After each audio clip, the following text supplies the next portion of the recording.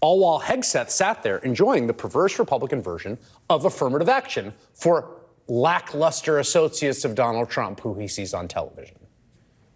A gross, indeed genuinely dangerous hypocrisy that got called out today by one of the most decorated veterans in the Senate, Tammy Duckworth of Illinois.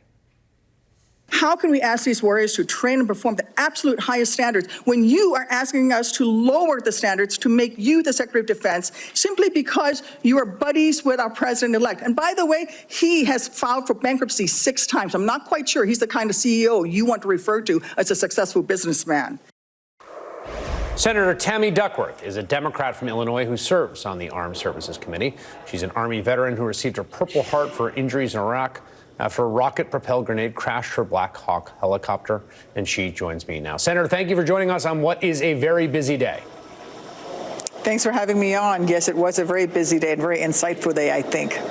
Well, let me ask you there. Did you learn something new? Did your mind change at all on anything? What was your takeaway from the lengthy hearing today? Well, my mind didn't change, and unfortunately, it further solidified my opinion that Mr. Hegseth is not qualified to be Secretary of Defense. He couldn't even answer some of my very basic questions about our alliances in the Indo-Pacific region, and he, made it clear that he'd never led an audit, for example, even though he says he wants to audit the Pentagon, and yet he'd never led an audit in any of the businesses that he ran before, and in fact, he so badly mismanaged the finances of the not-for-profits he ran that they had to bring in a forensic accountant to figure out what all did he mess up. And now this man wants to run an $825 billion budget. I want to play that exchange you had about, because I think if you're just looking at, does this guy have the resume? Like, does he pass the resume test? If you were sorting resumes, you were sitting in office, like you got an open position, you get a bunch, like, no. Does he even make it into the we should interview him pile? Here's the exchange you had about whether he'd ever led an audit. Take a listen. Yes or no, have you led an audit of any organization of which you were in charge? Senator, in both of the organizations I ran, we were always completely fiscally responsible. Yes or no, did you lead an audit? And the way yes my leadership or no, did you lead an audit? Stated, yes or no? What are you afraid of? You can't answer this question. Yes or no, did you lead an audit? Do you not know this answer?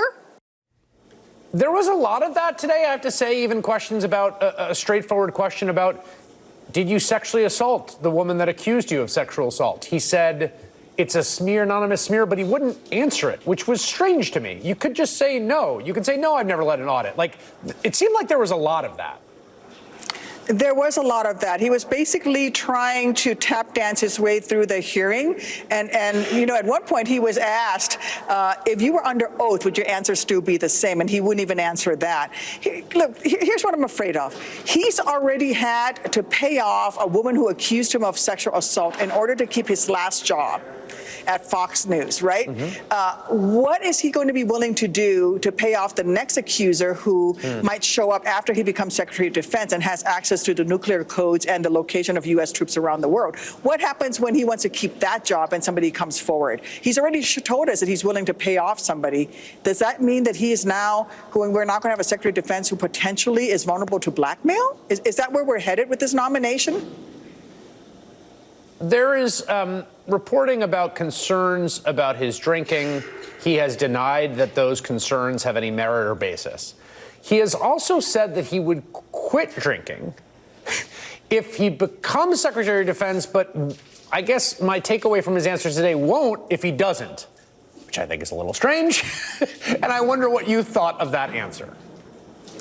Well, it's more of the same today. And in fact, the other part of the questioning today was if somebody was found to be drunk, passed out, had done any of these things, would they be qualified to be in command of a military unit? And we're not even talking about him, and he would not answer that question either. Remember, this whole hearing, he kept talking about how he wanted to uphold the highest standards for women who want to serve in combat and for military men and women, and yet throughout the entire hearing, he made it clear that he wanted us to lower the standards so that he could be Secretary of Defense, and I'm just not willing to do that. Let me ask you this almost as a devil's advocate question. There's part of me that thinks there's a kernel of truth here. The U.S. military is one of the most fearsome and sophisticated militaries in the history of human civilization. I think it's fair to say. Yeah. Does it matter who runs it? Like, maybe it just sort of runs by itself. And, you know, you've got a lot of very smart, very competent people with a lot of experience at the upper ranks and the Joint Chiefs of Staff and in the services themselves. And, you know, you could survive a guy who's a weekend news host who got the gig because he's buddies with the president.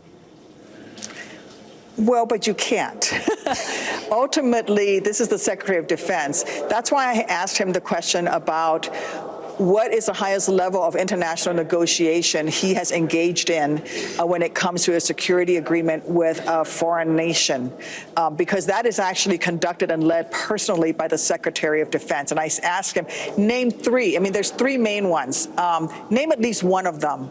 A status of forces agreement would be one, for example. And he couldn't name a single one. This is basic 101 level stuff, and he couldn't name even a single one. So he's coming to be asked to be confirmed, and he hasn't even bothered to do his homework. So there are absolutely things that the Secretary of Defense must lead. Donald Trump talks about wanting to invade Greenland and wanting to invade maybe the Panama Canal.